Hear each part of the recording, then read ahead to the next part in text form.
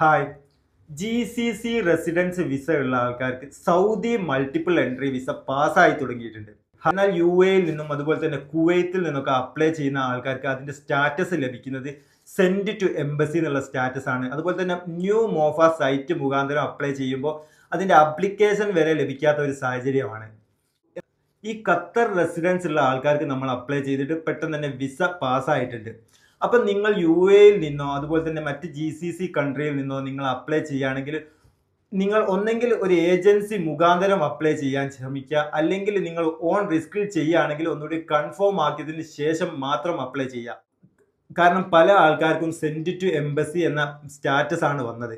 ഒരു പക്ഷേ ഇപ്പം സ്റ്റാർട്ട് ചെയ്തത് കൊണ്ട് സൈറ്റിലുള്ള പ്രശ്നമായിരിക്കാം, അല്ലെങ്കിൽ ജൂൺ 1 മുതൽ ഇത് നോർമൽ ആവാൻ ചാൻസ് ഉണ്ട്.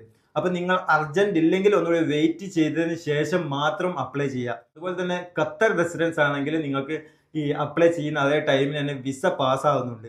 അതുപോലെ നിങ്ങൾ UAEയോ മറ്റോ GCC റെസിഡൻസ് അത്രയും അർജന്റ് ആണെങ്കിൽ നിങ്ങൾ ഏതെങ്കിലും ഏജൻസി മുഖാന്തരം 100% ഷുവർ ആണ് അങ്ങനെ അപ്ലൈ ചെയ്യാൻ ശ്രമിക്കുക.